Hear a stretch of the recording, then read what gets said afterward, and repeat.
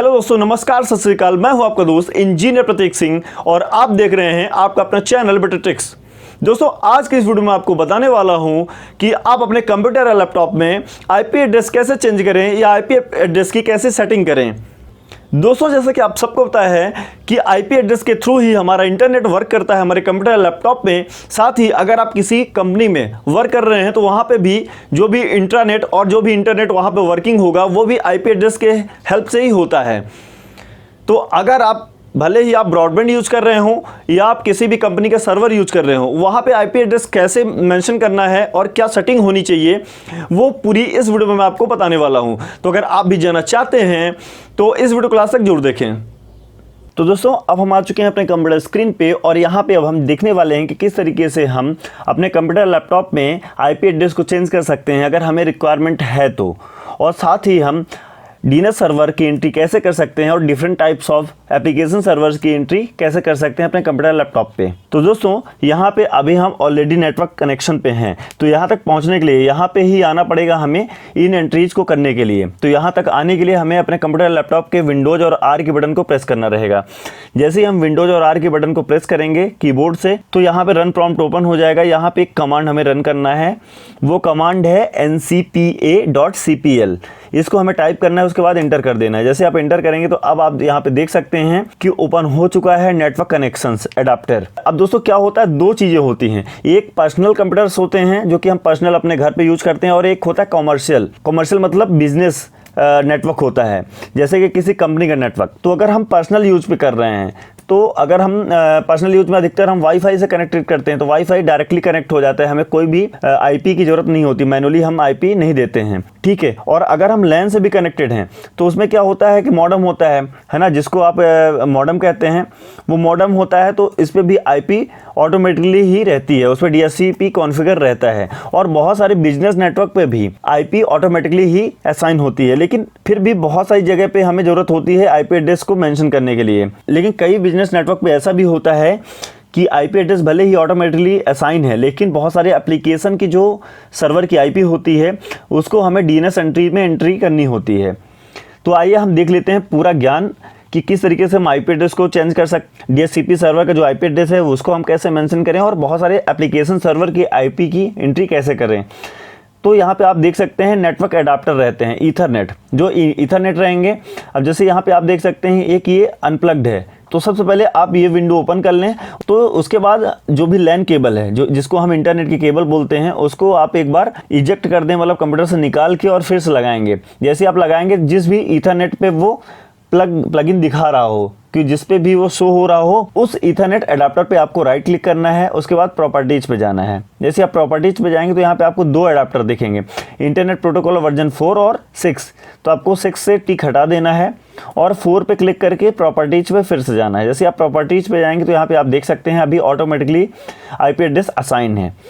अगर जहाँ पे मैनुअली आपको आईपी एड्रेस असाइन करना है, ठीक है, जहाँ पे ज़रूरत है, तो आप सिंपली यहाँ पे use the following IP address पे क्लिक करेंगे।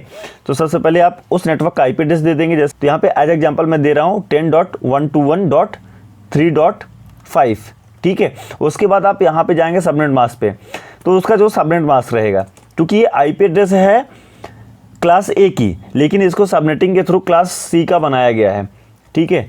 तो यहाँ पे आप देख सकते हैं हमने क्लास सी का सबनेट मास्क हमने दे दिया है यहाँ पे, क्योंकि सबनेटिंग हुई है इस पर। उसके बाद डिफ़ॉल्ट गेटवे जो रहेगा वो आपको सब कुछ कंपनी प्रोवाइड कर देगी। डिफ़ॉल्ट गेटवे वो होता है कि किसी भी नेटवर्क पूल का जो पहली आईपी होती है वो बाय डिफ़ॉल्ट गेटवे होता है।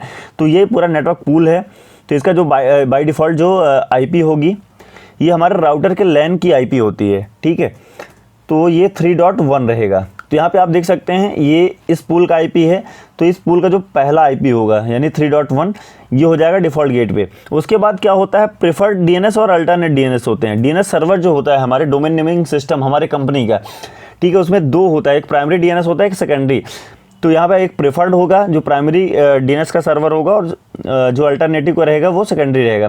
तो यहाँ पे एज एग्जाम्पल हम दे रहे हैं 10.200.4.188 और जो अल्टरनेटिव रहेगा वो 10.2004.189।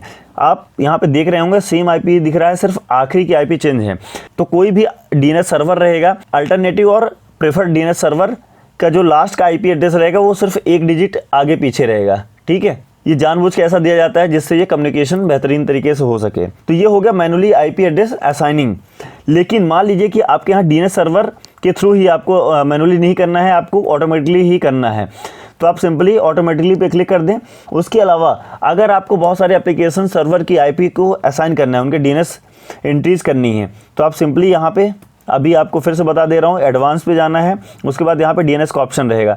उसके बाद यहाँ पे ऐड करते जाना है। जैसे कि मैं यहाँ पे दे रहा हूँ 10.172.1.50, ठीक है।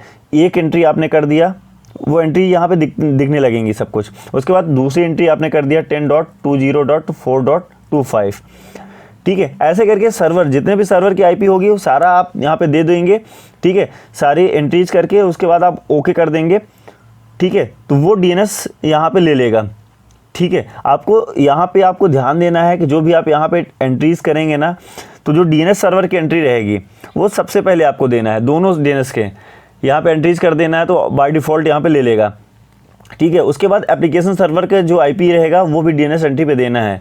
जैसे कि 172.5.6.78, ये एग्जाम्पल के तौर पे दे रहा हूँ।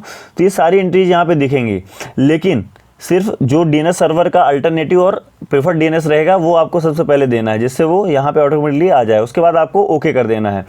जैसे ही आप ओके कर देंगे तो ये सारी एंट्रीज हो जाएंगी, और जो भी एप्लीकेशंस अभी यूज बहुत स्लोनेस मिल रही थी, उन एप्लीकेशन को यूज करने में वो अभी फास्ट चलने लगेगी, क्योंकि डायरेक्ट यहाँ पे डीएनएस एंट्री हो चुकी है।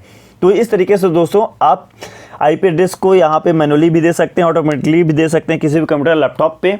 लेकिन यहाँ पे आपको फिर से मैं बता रहा हूँ कि आपको अगर आप पर्सनल यूज़ कर रहे हैं अपने घर पे ब्रॉडबैंड के थ्रू, तो आपको फिर ऑटोमेटिकली ही आईपी देना है और कुछ भी असाइन नहीं करना है। ये सिर्फ बिजनेस नेटवर्क जो होता है उस पर सबसे ज़्यादा ज़रूरत पड़ती है इसकी। तो आई होप आपको ये सारी ट्रिक समझ में आ गई होगी। सो गाइस, आई होप आपको यह वीडियो पसंद आई होगी। अगर वीडियो पसंद आई हो तो लाइक करें, अपने दोस्तों के साथ शेयर करें। अगर आपकी कोई क्वेरी है तो आप कमेंट सेक्शन में कमेंट करके जरूर पूछें। एक नई वीडियो के साथ आपसे फिर मुलाकात होगी, तब तक के लिए goodbye, all the best.